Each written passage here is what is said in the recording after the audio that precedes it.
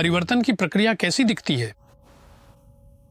परिवर्तन की प्रक्रिया बहुत रोचक है और अपने स्वयं के अनुभव में मैं हर बीतते दशक के साथ अपनी चेतना के भीतर क्या हो रहा है इसे देखता रहा हूँ। और मैंने जो देखा है वह यह है कि परिवर्तन की यात्रा में 3 स्पष्ट चरण होते हैं और ये 3 चरण हैं उत्क्रमण, एकीकरण और मूर्त रूप देना। तो आइए इन सभी को एक एक करके देखें और समझें कि ये एक दूसरे से कैसे जुड़े हुए हैं।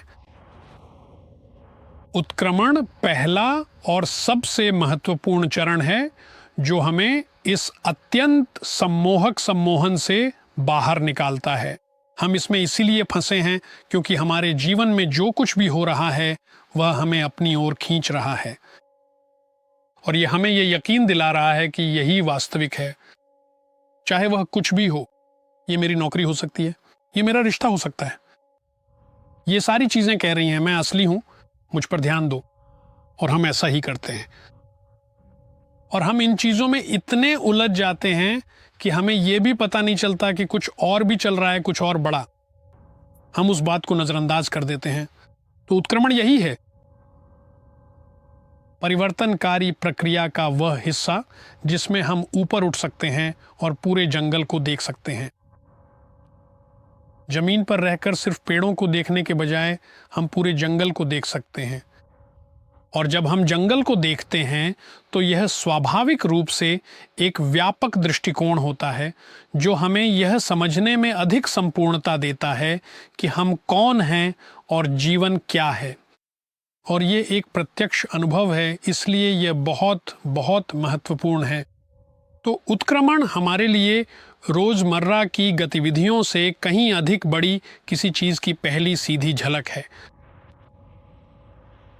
उत्क्रमण के बाद एकीकरण की प्रक्रिया आती है तो हम पाते हैं कि उत्क्रमण में हमें एक गहरी वास्तविकता की प्रत्यक्ष झलक मिलती है, लेकिन हमारे कुछ पहलू ऐसे हैं जो अभी भी उलझे हुए हैं। तो ऐसा है जैसे हमारा एक हिस्सा उत्क्रमण कर चुका है जबकि हमारा एक हिस्सा अभी भी छाया में है। तो एकीकरण वह प्रक्रिया है जिसमें हमारे अस्तित्व के सभी पहलुओं को प्रकाश में लाया जाता है।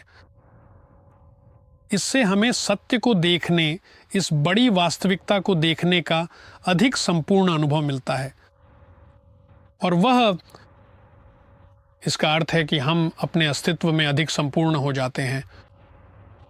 तो फिर से यात्रा का एक बड़ा हिस्सा एकीकरण है। अंत में यह हमें अवतरण की ओर ले जाता है और अवतरण का अर्थ है उसी स्थान से जीना, उस अनुभूति के स्थान से जीना, उस पहचान के स्थान से जीना, इस तरह से जीना कि आप अपने भीतर पाए गए प्रकाश को साझा करें। तो आप सत्य का अवतरण कर रहे हैं, आप प्रकाश का अवतरण कर रहे हैं, आप प्रकाश का प्रसार कर रहे हैं और आप सामूहिक चेतना को ऊंचा उठा रहे हैं और रूपांतरित कर रहे हैं। तो आप एक अर्थ में अब अपनी स्वयं की रूपांतरण से कहीं अधिक बड़े किसी चीज में योगदान दे रहे हैं। तो ध्यान दें कि ये यात्रा कैसे ऐस्व की भावना से शुरू होती है जो केवल मैं हूं और अंततः पूरे में बदल जाती है। आप पूरे का हिस्सा बन जाते हैं और चूंकि आप ही पूरा हैं, यह पूरे को रूपांतरित करने का विषय बन जाता है। तो यह है रूपांतरण की यात्रा। और जहां ये तीनों चरण बहुत अलग हैं और हम देख सकते हैं कि हमारे जीवन में ये प्रत्येक चरण कई वर्षों तक चलता है। यह भी सच है कि इन चरणों का एक सूक्ष्म पहलू भी होता है। तो अभी हमने जिस व्यापक पहलू की बात की उसी के साथ एक सूक्ष्म पहलू भी है। तो ये सूक्ष्म पहलू क्या है? सूक्ष्म पहलू ये है कि जब हम इन चरणों से गुजरते हैं तो हम वास्तव में एक छोटी अलौकिक अनुभूति कर सकते हैं। शायद हम किसी रिट्रीट पर जाएं या प्रकृति में एक सप्ताहांत कैंपिंग में बिताएं। हम केवल 1 या 2 दिनों में भी अलौकिक अनुभव कर सकते हैं और जब हम वापस आते हैं और काम पर जाते हैं तो हमें वहाँ फर्क महसूस होता है ना? हमारे पास सप्ताहांत का ये अनुभव है। अब आप एक बिजनेस मीटिंग के बीच में हैं, वहाँ एक अंतर है जिसके साथ आपको खुद को ढालना है और यही एकीकरण, इंटीग्रेशन है। आप उच्च चेतना को अधिक सामान्य सांसारिक वास्तविकता के साथ एकीकृत कर रहे हैं। तो सोचिए क्या हुआ। सोमवार मंगलवार को जब आप काम पर जाते हैं तो आप शायद इसे एकीकृत कर रहे होते हैं, और फिर शायद शुक्रवार तक आपने इसे एकीकृत कर लिया है और अब आप स्वाभाविक रूप से इसे साझा करने की ओर अधिक आकर्षित होते हैं। शायद आप बस अपने परिवार के साथ समय बिता रहे हैं, लेकिन एक बहुत ही विस्तृत अवस्था में तो आप पहले से ही उसे जी रहे हैं।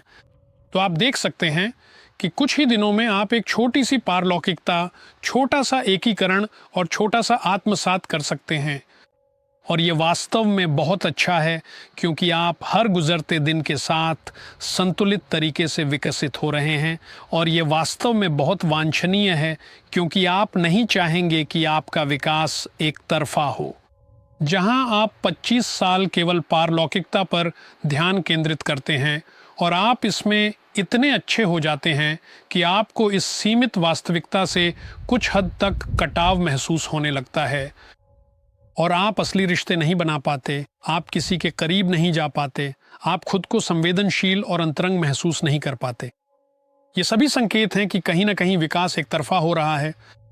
और इसका कारण बस इतना है कि पारलौकिकता ने एकीकरण के पहलू को जैसे पीछे छोड़ दिया है। और इसलिए जब हम संतुलित तरीके से विकास करते हैं तो हमारे विकास के हर चरण में संतुलन, संपूर्णता, एकीकरण और स्थिरता होती है। और हम उसी क्षण उस परिवर्तन के फलों का आनंद ले सकते हैं, बजाय इसके कि हम भविष्य के किसी दूरस्थ समय का इंतजार करें जब सब कुछ विकसित और पूर्ण हो जाएगा। तो यही है रूपांतरण के विभिन्न चरणों का सारांश। जब आप प्रकाश को चुनते हैं तो जीवन धीरे धीरे और अधिक आनंदमय, उद्देश्यपूर्ण और प्रेरित हो जाता है। मैं आपको आमंत्रित करता हूं कि मेरे साथ प्रकाश के क्षेत्रों का अन्वेषण करें, उन अनंत संभावनाओं को देखें जो प्रकाश प्रदान करता है।